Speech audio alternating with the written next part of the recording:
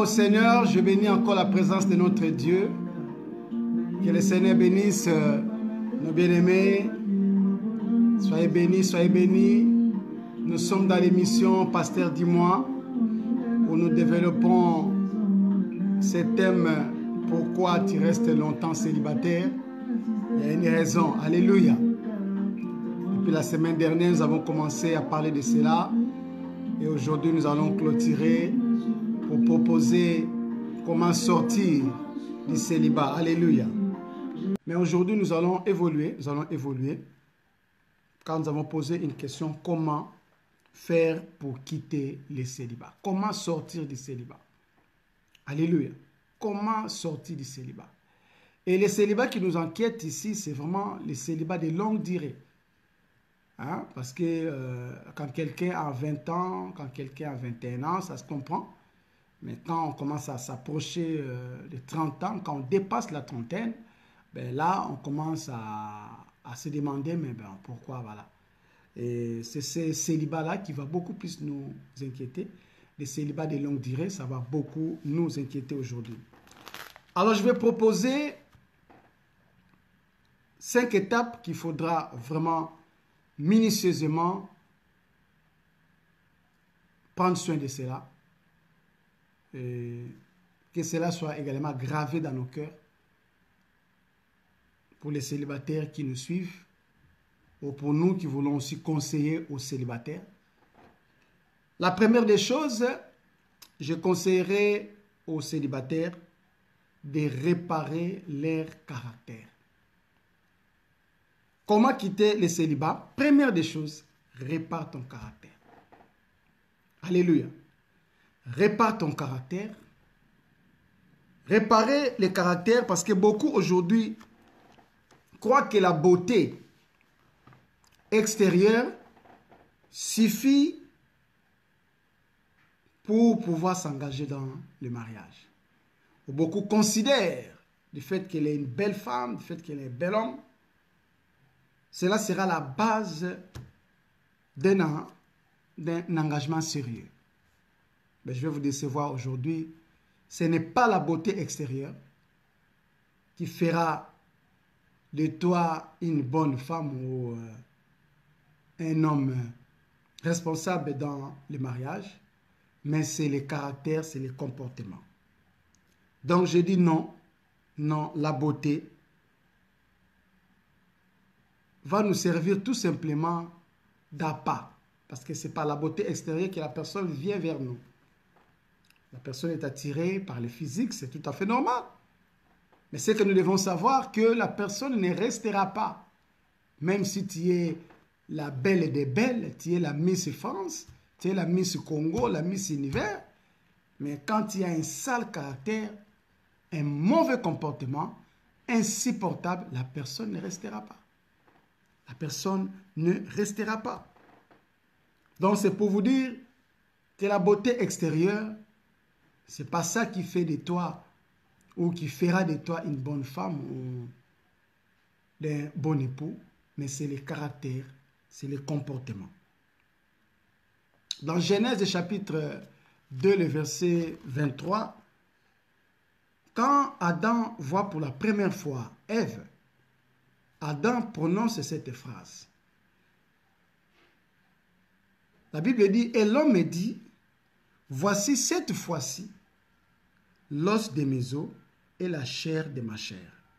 On l'appellera femme, parce qu'elle a été prise de l'homme.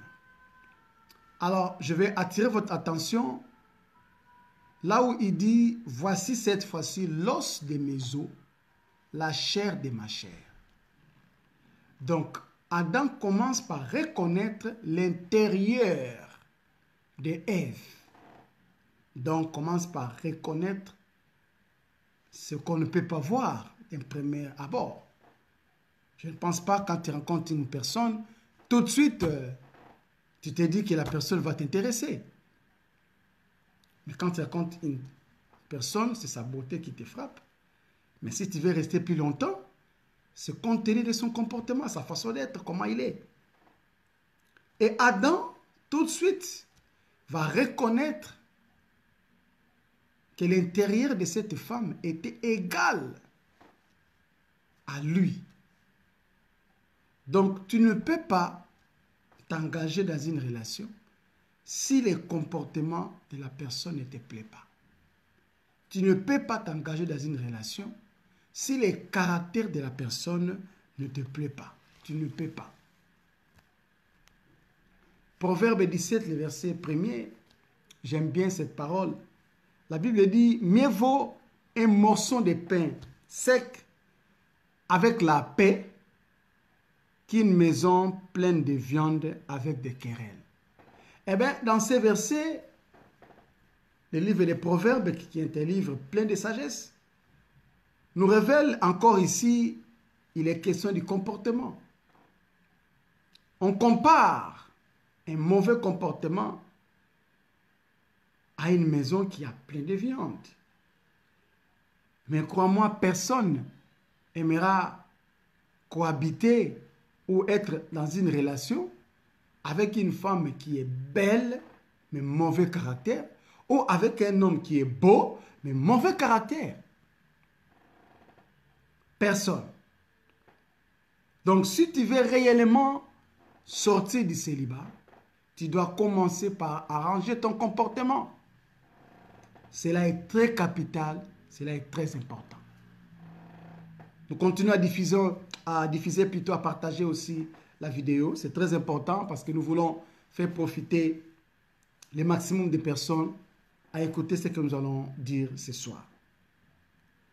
Donc, Proverbe 17, le verset 1er, nous parle aussi du comportement. Et la Bible dit, mieux vaut un morceau de pain sec. Cela veut dire, la personne aimerait cohabiter ou être en relation avec une femme qui n'est pas trop belle, mais qui a un bon caractère. Qui a un bon caractère. La personne aimerait être avec un homme, oui, qui n'est pas costaud, grand, plaquette de chocolat. Il peut être de petite taille, mais bon caractère. Mais au lieu d'être avec un beau gosse, mais mauvais caractère, tu ne pourras pas supporter. Alléluia. Dans 1 Samuel, chapitre 16, le verset 7, l'Éternel dit à Samuel, il dit, ne prends point garde à son apparence et à la hauteur de sa taille, car je l'ai rejeté. L'Éternel ne considère pas ce que l'homme considère. L'homme regarde ce qui frappe les yeux, mais l'Éternel regarde le cœur. Ah oui. Regarder le cœur, c'est regarder l'intérieur. Regarder le caractère et le comportement. Oui, l'homme regarde toujours ce qui frappe. Mais souvent, ce qui frappe finit par nous décevoir. C'est pourquoi le comportement, il est très important. Que nous puissions arranger nos comportements. Il est très important que nous puissions fignoler nos comportements. Parce que tu ne peux pas sortir du célibat avec le caractère que tu as. Malbouche. Non. Éphésiens chapitre 4, le verset 29, la Bible dit qu'il ne sorte de votre bouche aucune parole mauvaise. Mais s'il y a lié une bonne parole qui édifie. Qui veut être en relation avec un homme malbouche? Qui veut être en relation avec une femme malbouche? Non. Dès que vous commencez à vous parler, tu remarques comment la personne te parle, comment tu dis, celle-là, non. Katoukambad, je ne veux pas de problème. Et le lendemain, tu appelles la personne et dis, ah, je vais te rappeler, j'ai travaillé, j'ai fini un peu tard, je vais te rappeler. Après, tu dis, ah, mais je ne comprends pas les garçons là. Ah, on a bien commencé, on s'est vu, mais je ne sais pas. Juste 2 mois là, je sens comme si... Mais oui, il a remarqué que tu as malbouche. Ma soeur, c'est très capital. Tu veux sortir du célibat, arrange ton comportement. Alléluia. Arrange ton comportement. Parce que si tu as un sale comportement, personne n'aimerait vivre ou partager sa vie avec quelqu'un qui a un sale comportement. Toujours dans Éphésiens chapitre 4, le verset 31, la Bible dit que toute amertume, toute animosité, toute colère, toute clameur, toute calomnie et toute espèce de méchanceté disparaissent du milieu de vous. Tout ça, c'est des mauvais comportements, des mauvais caractères qui doivent disparaître. Priez le Seigneur pour qu'il vous change. Priez le Seigneur pour que vous ne soyez pas la même personne. Oui, Dieu est capable de changer votre comportement. Dieu est capable de vous changer. Que vous puissiez devenir une autre personne. Dieu est capable. Parce que beaucoup aujourd'hui restent encore célibataires. C'est à cause de leur comportement. Mais si tu veux sortir du célibat, tu es conscient de tes caractères, tu es conscient de tes comportements. Fais les efforts pour changer. Fais les efforts pour t'améliorer. Et cela sera une porte pour toi pour entrer dans le mariage et quitter le célibat. Deuxième des choses, c'est faire les bons choix. Tu veux sortir du célibat, ben tu dois faire les bons choix. Les bons choix aujourd'hui, parce que beaucoup de personnes ne prennent pas le temps de connaître la personne. Parce que pour faire un choix, tu dois prendre le temps de connaître la personne. Examiner la personne. Avoir un temps d'observation. Ne sois pas quelqu'un qui dit oui tout de suite. Comme c'est l'homme qui vient vers la femme, la plupart des temps, ben les garçons viendront vers toi, commencer à te parler, nanana, tu vois, moi quand je te vois, franchement, il y a mon cœur qui bat la chamade, quand moi je te vois, tu me déconcentres même quand je prie. Ça, c'est des frères escrocs.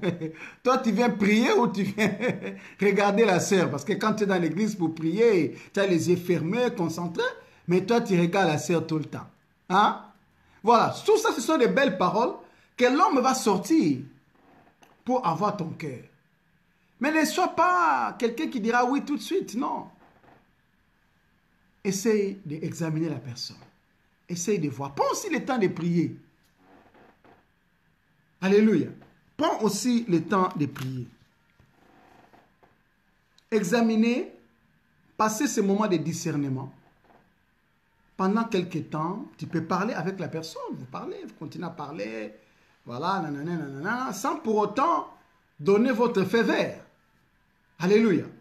Sans pour autant donner votre feu vert, vous parlez avec la sœur, parlez avec le frère, parlez de l'église, vous parlez de tout. Et souvent, plus qu'on parle avec la personne, plus qu'on arrive à découvrir ce qu'il est réellement. Parce que beaucoup de personnes ont dit non tout de suite, parce que l'apparence physique n'a pas vraiment plu. Beaucoup de personnes ont dit non tout de suite parce que, voilà. Mais il y a certaines personnes qui ont laissé le temps. Qui ont laissé le temps, écouter la personne, examiner la personne, discerner les choses pour après dire oui. Parce que tout ça, ça fait partie du choix. Dans notre choix, pour sortir du célibat, je vous avais dit, ne cherchez pas 10 000 ou 15 000 critères.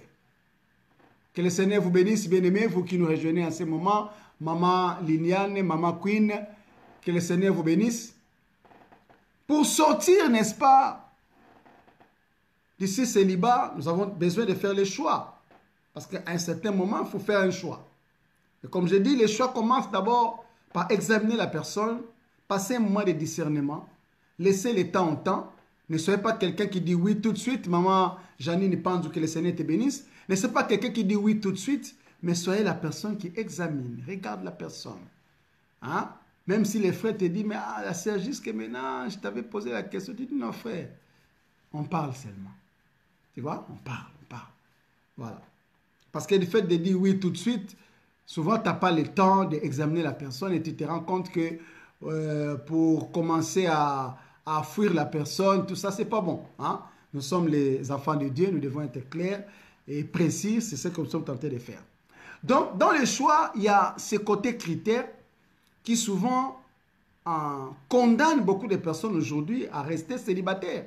Parce que tu ne peux pas sortir du célibat avec 15 000 critères. Laisse-moi vous dire, bien-aimés dans le Seigneur, il n'existe pas un homme parfait ou une femme parfaite. Ici sur terre, il n'existe pas. Il n'existe pas, il n'y en a pas. Mais on apprend à connaître la personne, on apprend à connaître ses défauts, ses qualités, et quand on va l'aimer avec ses défauts. Il y a des défauts avec les temps qui partiront, mais si tu sens que c'est des défauts que toi tu ne peux pas supporter, ben ne t'engage pas. Donc je vais parler des critères, je vous dis, j'ai donné 5 critères qui seront fondamentaux. Premièrement, la personne doit être quelqu'un né de nouveau de l'Esprit de Dieu. Tu dois te rassurer que c'est une sœur qui est née de nouveau de l'Esprit de Dieu. Tu dois te rassurer que c'est un frère qui est né de nouveau de l'Esprit de Dieu. Vous savez, souvent, vous pouvez sortir ensemble, aller dans une fête, ça arrive. Vous sortez ensemble pour aller dans une fête. Mais tu remarques tout de suite, lui, il te dit qu'il prie. Hein? Il dit qu'il prie, soit avec nous dans notre église, ou soit il a son église quelque part, voilà. Et ça aussi, faut savoir, avant de dire oui, tu dois aussi être sûr que les frères, c'est quelqu'un qui prie. Tu dois aller aussi dans son église. C'est pas mal, hein? Tu dis, mais toi, tu pries où? Oh, je prie dans telle église. Ok, le dimanche, je vais t'accompagner. Pour voir un peu aussi son église, si réellement il a une église.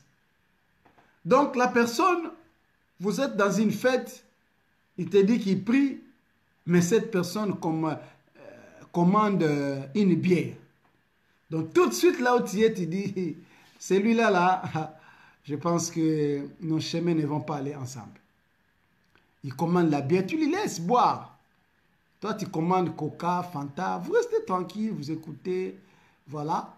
Et quand on met la musique du monde, hein, la musique de Fali, de Kofi, tout ça, mais tu vois la personne se mettre debout, aller danser. Hey, hey. Tu dis, yeah. C'est lui là qui me disait qu'il est chrétien. Yeah. Ok, c'est bon. Toi, tu prends des notes. Mais ça, c'est le genre de relation. Après, il faut les zapper. Il faut les zapper. C'est que c'est un imposteur. Un imposteur, même s'il a des belles paroles. Même si sa situation sociale est calée.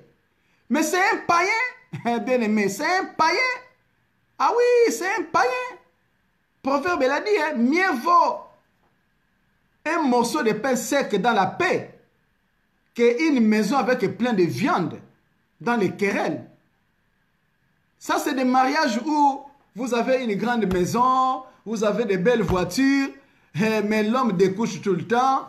Son téléphone, quand il sonne, c'est d'autres femmes qui l'appellent. Il y a les femmes qui lui envoient des photos où ils sont en tenue d'Adam. Mais ça, c'est déjà des mariages. Tu apprends 3 ans après qu'il a engrossé une fille dehors. Tu te retrouves une fois à avoir des maladies sexuellement transmissibles, tout ça. Tu vois, ça c'est quoi? Malgré que vous avez la maison, bonne situation, mais qu'est-ce que tu vis là? Ça, c'est pas les mariages. Tout ça, pourquoi? Parce que tu avais vu comment il était, mais vu sa situation, toi, tu as dit oui. La personne doit être une personne née de nouveau de l'Esprit de Dieu. Ça, c'est la condition numéro 1. Number 1, quelqu'un né de nouveau de l'Esprit de Dieu. On ne mélange pas les porcs avec les chèvres. Non, tu ne peux pas mélanger. Si tu es chrétien et chrétienne, ton choix premier doit aller vers quelqu'un qui prie. Je vais vous décevoir, mais je suis catégorique. Si la personne ne prie pas, laisse tomber. Ça, c'est la première des choses. Deuxième des choses, il faudra que tu puisses avoir de l'attirance physique envers la personne. La personne y prie, née de nouveau de l'Esprit de Dieu, mais quand tu vois la personne t'attire. Parce que le mariage, c'est toute la vie. Tu ne peux pas rester toute la vie avec une personne que tes yeux n'aiment pas. Ah, mais non, ça c'est dangereux ça. Tu ne peux pas rester dans le mariage avec une femme que tu n'aimes pas sa morphologie. Ça c'est dangereux. Il y a des hommes, dans ses critères, il a toujours aimé des femmes minces, mais comme il s'est marié par profit, il va prendre une femme forte, mais comme c'est par profit, donc ça va encore être bon. Mais après quelques années, les profits, il va déjà avoir ce qu'il avait besoin. Donc, ça ne va plus marcher. Parce que physiquement, ça ne lui plaît pas. Alléluia. Donc, c'est très important que la personne soit née de nouveau de l'Esprit de Dieu. Deuxièmement, que la personne t'attire physiquement. Troisième des choses, il faudrait que la personne soit une personne travailleur. Pas un fainéant. Pas un gigolo. Il y a une sœur qui m'avait dit ça une fois. Papa, pas des gigolos. Oui, ma sœur, vous avez raison. Pas des gigolos. Parce que des gigolos, c'est vraiment très difficile, des gigolos. Pas des gigolos. Un homme qui travaille. Une femme aussi qui travaille. Ça, c'est très important. Parce que sinon, après, ça va être très difficile. Alors, la condition ne veut pas dire que si il fait des études, vous ne devez pas vous marier. Non. Il fait des études pour travailler un jour. Maman Vicky, que le Seigneur te bénisse. Oui, ça peut être quelqu'un qui n'a pas aussi de papiers, mais qui travaille, qui débrouille, qui sort, qui fait. Oui, ça c'est un homme à encourager. Mais si matin, midi, soir, il est à la télévision, voilà, tu l'appelles, il n'a pas travaillé, mais depuis que tu connais cet homme-là, ça fait 6 mois qu'il n'a jamais écouté que je suis parti travailler. Ça, c'est dangereux. Mais il veut t'aimer. Maman, il va que le Seigneur te bénisse. La personne t'aime, c'est bien. Mais comment la personne va te marier? Alléluia. Donc, ça, dans tes critères, tu dois être sûr que c'est quelqu'un qui travaille. C'est quelqu'un de travailleur. C'est très bien. Ça doit être une personne aussi responsable. Une personne responsable. Dans tes critères, la responsabilité doit primer. Que ce soit pour l'homme, que ce soit pour la femme. Que ce soit une personne responsable. Et la dernière des choses, tu dois être sûr que la personne est réellement, j'insiste, réellement amoureux ou amoureuse de toi. Qui t'aime réellement. Quand tu vois ces 5 critères réunis, je pense que tu peux valider la demande de la personne. Il est né de nouveau de l'Esprit de Dieu. C'est un frère qui aime Dieu, c'est une sœur qui aime Dieu. Tu vois comment il sert dans l'église, tu les regardes, tu l'observes. C'est vraiment très bien. Physiquement, quand tu le vois, il y a ton cœur qui fait... Alors, ça aussi c'est bon. C'est-à-dire physiquement, la personne te plaît. C'est quelqu'un qui est travailleur, quelqu'un qui est responsable et quelqu'un qui t'aime sincèrement. La Bible dit dans 1 Jean chapitre 3, le verset 8, « Le Fils de l'homme est apparu afin de détruire les œuvres de l'ennemi. »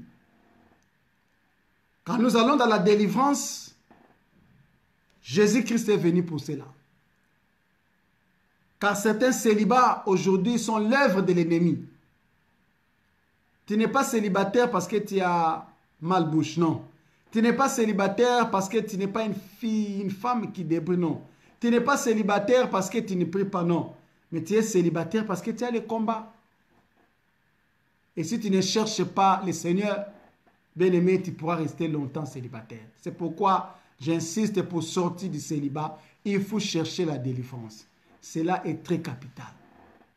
Beaucoup aujourd'hui sont devenus des mères célibataires.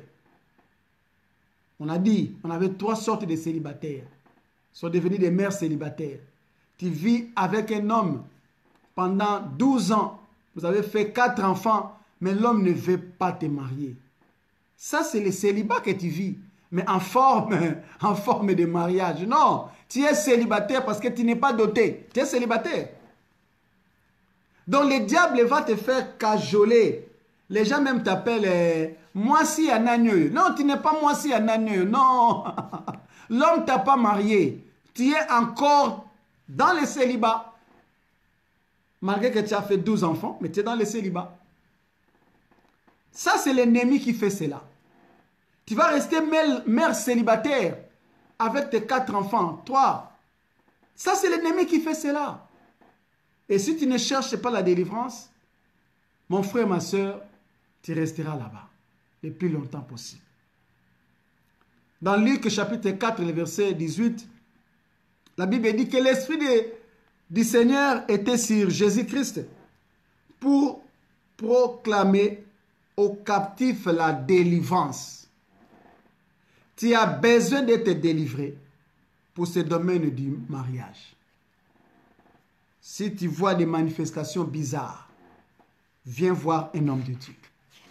Si tu vois des choses bizarres, premier fiancé, deuxième, tu commences à parler avec un homme, 2 mois après il part. Tu commences à parler avec un homme, 3 mois il part. Depuis maintenant que tu as 35 ans, tu as déjà côtoyé 6 hommes qui sont partis. Ce n'est pas normal. Pourtant, tu regardes, tu as un bon comportement. Tu regardes que tu es une fille qui aime Dieu, qui sert Dieu, tu crains Dieu. C'est que ton combat n'est pas de la chair ni des sang. Ton combat est dans le monde spirituel. Donc tu dois aller chercher Dieu pour que tu sois délivré. Alléluia. Donc pour finir ce soir, nous avons voulu parler du célibat pendant ces 2 dimanches. Je clôture en disant que pour sortir du célibat, il y a la part de l'homme, il y a la part de Dieu. La part de l'homme, c'est de faire tout ce que nous avons dit ici. La part de Dieu, c'est d'aller chercher la délivrance, car c'est lui qui délivre. Le pasteur ne délivre pas. Les prophètes ne délivrent pas. Les bishops, soi-disant, les mamans prophétesses ne délivrent pas. C'est lui qui délivre, c'est le Seigneur. C'est Dieu qui délivre. Mais Dieu peut passer par les serviteurs de Dieu pour délivrer ta vie. Si tu as une église, va voir ton pasteur. Explique-lui la situation. Tu passeras à la délivrance. Ce n'est pas tard. Peut-être certains célibataires regardent leur âge. Certains célibataires regardent qu'ils ont déjà 40 et quelques. Qu'ils ont déjà 30 et quelques. Surtout les célibataires femmes. Déjà mère de 3 enfants. Moi, je vis une femme mère de 5 enfants être mariée légalement. Mairie, famille, église, grande fête. C'est possible. Car nous prions un Dieu tout-puissant, capable de réparer là où les sauterelles ont dévoré. Proverbe chapitre 3, le verset 5, la Bible dit « Confie-toi à l'Éternel de tout ton cœur et ne t'appuie pas sur ton intelligence. » Ne regarde pas ta beauté, parce qu'aujourd'hui, beaucoup de sœurs, tellement qu'elle est belle, elle est sûre d'elle. Moi, je suis belle. Certains hommes regardent leur situation sociale. Moi, je travaille, j'ai mon appartement, j'ai ma voiture, je gagne 3500 € de salaire. Ça, c'est regarder ton intelligence. Mais ce soir, je te dis, confie-toi à Dieu. Confie-toi à Dieu. Proverbe, Psaume plutôt, chapitre 3, le verset 5. Confie-toi à Dieu. Il n'est pas trop tard. Le Seigneur peut encore agir. Je vis une mamie, c'est-à-dire c'est une femme qui a des petits-enfants, mariée, voilée dans l'église. On a chanté la chanson « Ye oh ye, bolingo nanga ye oh ye ». Ces petits-enfants étaient là. C'est possible. Avec notre Dieu, c'est possible. C'est pourquoi ce soir, je vais confesser une parole prophétique pour un célibataire qui nous écoute ce soir.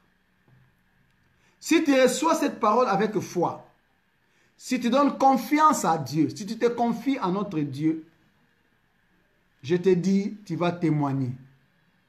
Si ce n'est pas cette année, l'année prochaine, tu m'appelleras pour dire l'homme de Dieu. Ta prière, Dieu t'a exaucé aujourd'hui. Je suis un homme marié, je suis une femme mariée. Je priais le Seigneur. Éternel, je lève ma main comme étant ton serviteur. Je déclare au nom de Jésus-Christ que tous les célibataires qui nous écoutent en ce moment, s'ils sont célibataires à cause de leur comportement, je demande au Seigneur que tu les aides à changer leur comportement afin qu'ils puissent sortir du célibat. Si c'est une cause spirituelle, la Bible dit que le Fils de l'homme était apparu pour détruire les œuvres de l'ennemi. Ce soir, je prends autorité par le puissant nom de Jésus-Christ pour détruire toute alliance diabolique, toute loi, tout autel de sacrifice qui condamnait nos bien-aimés à rester célibataires, que cela soit détruit par le puissant nom de Jésus-Christ. Seigneur, je proclame une parole, car la Bible dit que le Fils de l'homme était venu pour libérer les captifs. Je déclare ce soir la libération du mariage d'une sœur, la libération du mariage d'un frère, et que dans les jours à venir, cette personne témoignera que le Dieu que nous prions, le Dieu des oracles de l'Éternel, ce Dieu-là m'a fait grâce. Je suis devenu homme, femme mariée. Merci encore, Éternel, pour le témoignage. Nous te bénissons parce que tu es Dieu. Au nom puissant et glorieux de Jésus-Christ, nous t'avons prié. Amen. Soyez bénis, soyez bénis, soyez bénis, soyez bénis. Que le Seigneur vous bénisse. Le dimanche prochain, nous allons aborder un autre thème. Comment surmonter les difficultés conjugales. Comment surmonter les difficultés dans les mariages. J'invite tous les mariés à nous rejoindre le dimanche prochain. Nous allons parler comment surmonter les difficultés dans le mariage, les difficultés conjugales. On va citer beaucoup de difficultés, mais par la sagesse de Dieu et la parole, nous verrons comment nous allons les surmonter. Que le Seigneur vous bénisse. Continuez à partager la vidéo. Soyez bénis.